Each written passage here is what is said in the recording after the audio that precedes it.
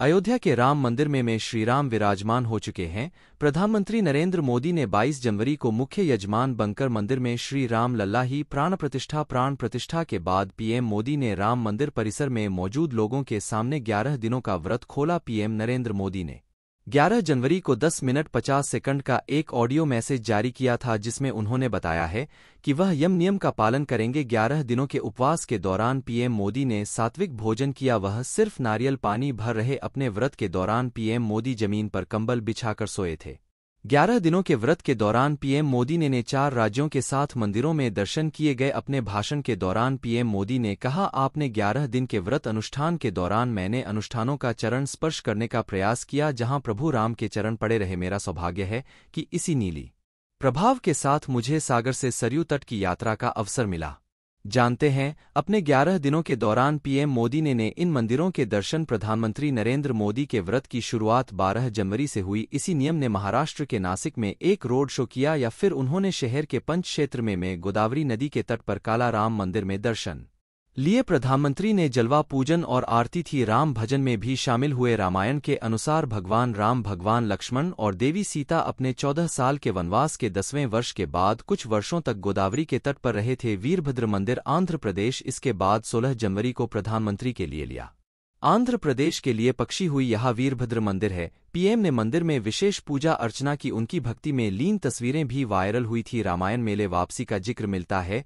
माना जाता है कि इसी स्थान पर विशाल पक्षी जटायु ने देवी सीता था, वह ले जा रहा है हुए रावण को रोका था। जटायु ने यहीं पर प्राण रहते हुए प्रभु श्रीराम माता सीता के अपहरण की जानकारी दी थी। उन्हें भगवान राम ने मुक्ति प्रदान की थी। गुरुवायूर मंदिर और श्री रामास्वामी मंदिर के लाला 13 जनवरी को तीर्थ यात्रा के लिए केरल पहुंचे। पीएम ने गुरुवायूर मंदिर और बयार श्री रामास्वामी मंदिर में दर्शन के लिए। प्रधानमंत्री ने त्रिशूर जिले के मन में स्थित गुरुवायूर में भगवान कृष्ण मंदिर में पूजा अर्चना की। इसी मंदिर में पीएम मोदी एक्टर नेता बने सुरेश गोपी की बेटी की शादी में शामिल हुए। इस मौके पर मनोहर लाल, ममूटी, जयराम, दिलीप समेत मलयालम सिनेमा की गई मौजूद है। रंगनाथ स्वामी मंदिर तमिलनाडु के लिए लिया आखिरी पड़ाव। 20 जनवरी को तमिलनाडु के तिरुचिरापल्ली में रंगनाथ स्वामी मंदिर में था। इसका अयोध्या से ऐतिहासिक संबंध है।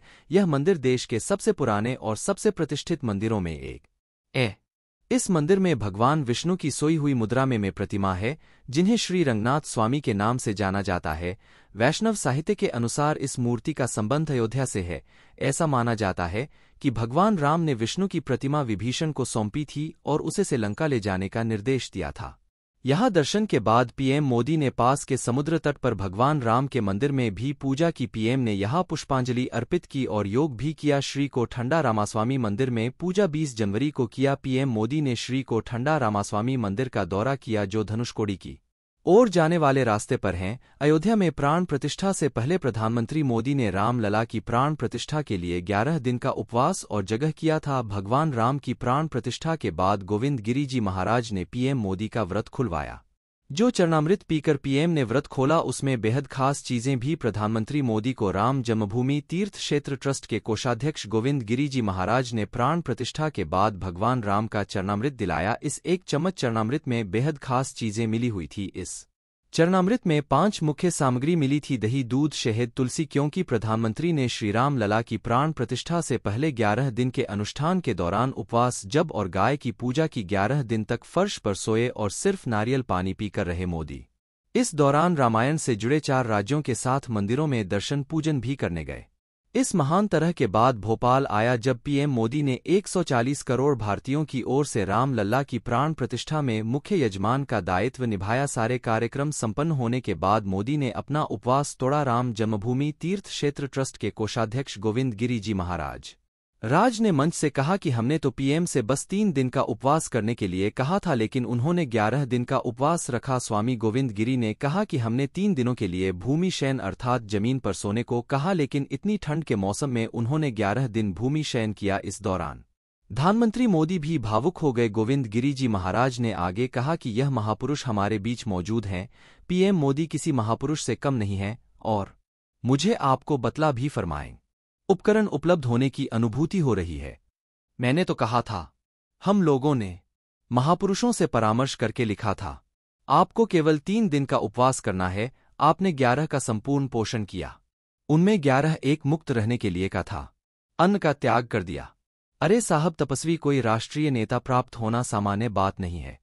इन दिनों में कहा था कि आपको विदेश प्रवास में करना चाहिए, क्योंकि सांस्कृतिक रोष भी और पर विदेश प्रवास टाल दिया सर्किट देशों के तृषा दूसरों की संभावना के कारण।